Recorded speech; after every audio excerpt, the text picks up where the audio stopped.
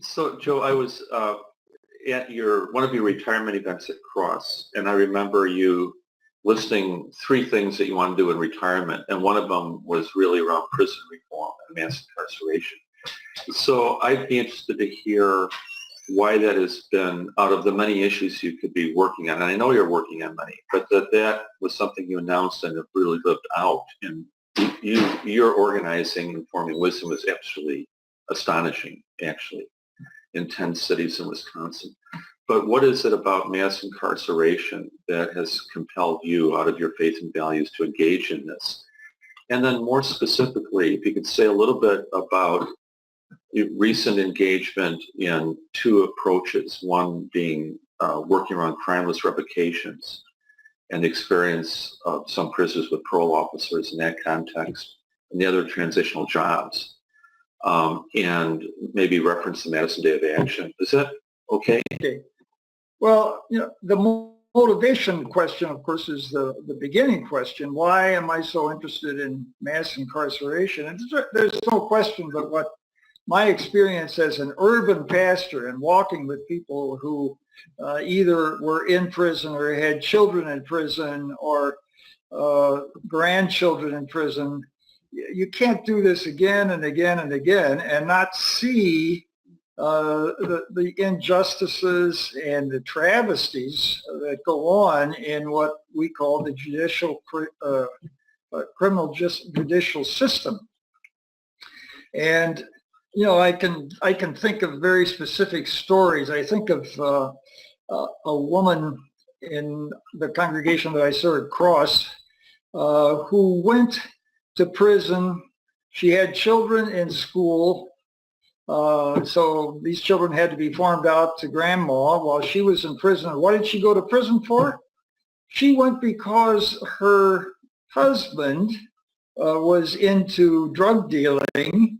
And she knew that was something that he was into, but in answering the phone and passing a message to him, not knowing that this had anything to do with a drug deal, she got sent up for aiding and abetting the sale of drugs.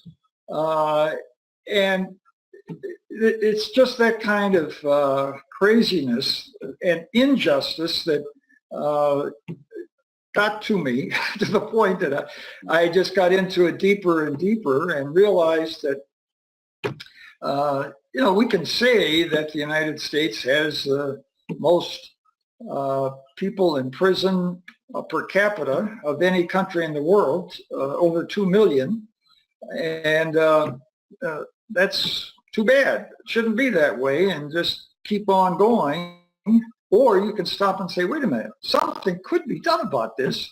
And that's where I dug in my heels and tried to find out what can be done. Obviously, there's many facets to the whole issue of mass incarceration. But realizing how massive it is on the broad scale, and then feeling and experiencing the hurt and the injustice on a very personal level with someone or some family that you're walking with, makes it real. It's not just an academic issue for me that I learned in college or seminary, and I certainly didn't learn this in college or seminary, but it's something that's very real and very deep. And so for the reasons of my walk with many people, and for the concern of doing something about a justice issue that our nation has the infamy of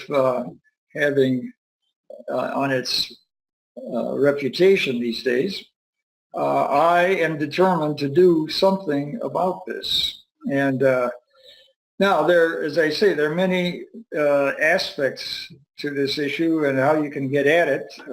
There are all the injustices that on the front end that make it real, that people get just sucked into the system, especially poor people and people of color. And we could talk a great deal about that. And then there's the stuff that happens in prison that is just outrageous, especially when you think about the 75+% of people in prison who have underlying mental health issues and or drug addiction issues. You know that there are many people in prison, in jails, that need to be in a mental health facility or need to be in a drug treatment program, not in prison. But there they are. And so that's just part of the picture that something can be done and is being done.